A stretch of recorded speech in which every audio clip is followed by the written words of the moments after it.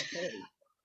Hi, this is Pastor Kit. I'm taking a little break from sabbatical because something important is coming up in the next couple of weeks. The Lambeth Conference is being held in Canterbury, England. All the bishops of the Anglican Communion will be there, and there's likely to be some news coming out of the conference that is disturbing and possibly distressing to many of us. So we thought we'd give you a little information about Lambeth and let you know as your clergy where we stand on this. So Krista Hewitt, our new curate, is here, and you're fresh out of seminary. Why don't you tell us about the Lambeth Conference? The Lambeth Conference is a gathering of bishops of the Anglican Communion. It began in 1867, and it roughly meets about every 10 years. And it is convened by the Archbishop of Canterbury, who currently is the Most Reverend Justin Welby. The Lambeth Conference is a time for the bishops to come together as a collaborative body of bishops that expresses the mind of the communion on issues of the day.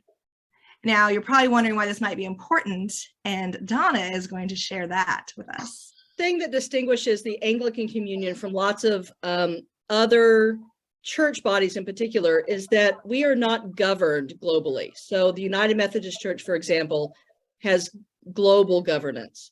We do not. The Archbishop of Canterbury is an honorary position for those of us who are outside of the Church of England, and he helps guide and lead the Anglican Communion. But in fact, neither Lambeth nor the Church of England nor the Archbishop of Canterbury nor any other province of the Anglican Communion can tell another province, which is a geographic area, what to do. So the highest governing body of the Episcopal Church, which includes the United States and a number of other countries in the Western Hemisphere, our highest governing body is General Convention, which just met. And they're the ones who make decisions about what our polity, meaning our governance and our doctrinal and social justice statements are. Lambeth cannot do that. So Lambeth is important for dialogue. It's the organization that gives the leaders of our churches, provinces, a sense of the wider church. It's a place where companion diocese relationships have been forged and nurtured and strengthened. It's a way in which we really do listen to each other across differences.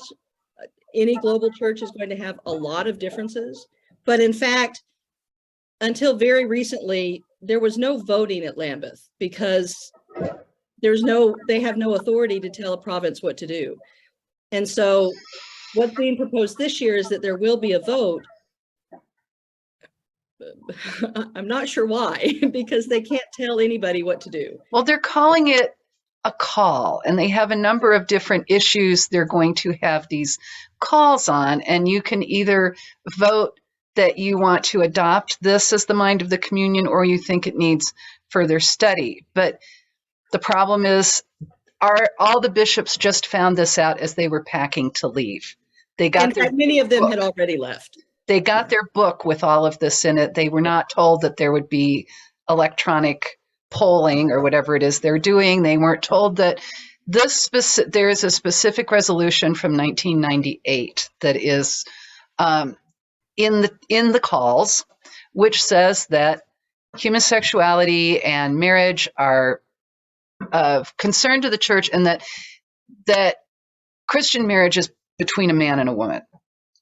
And so our bishops in a church that is open and affirming are predictably quite upset about this because this was dropped on them at the last minute.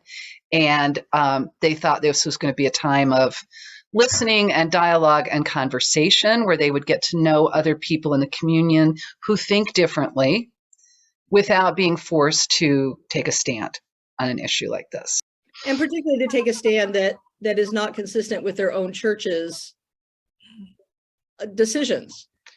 Right, which includes the Episcopal Church, the Anglican Church in Canada, New Zealand, Scotland, Mexico. We could go on, yeah.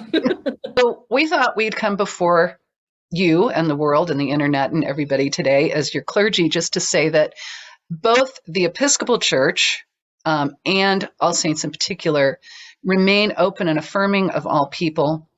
At All Saints, the former rector Ted Rice was blessing same-sex unions in the 80s before anybody even thought that was a thing. Recently, when Obergefell became law and same-sex marriage became law, All Saints took a bunch of people down to the county courthouse where we had a wedding reception for those couples who are coming out, finally able to make their relationship legal. And we've done all kinds of weddings here for straight and queer couples both in the time since. We are committed to full inclusion and equality of all people. We are committed to that within the church. We are also committed to that within our wider society.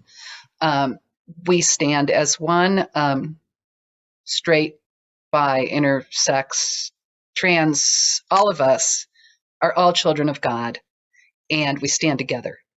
Yep. Amen. Exactly. So we're here for you. We are always going to be here for you, and we are always going to be affirming the dignity of all God's children.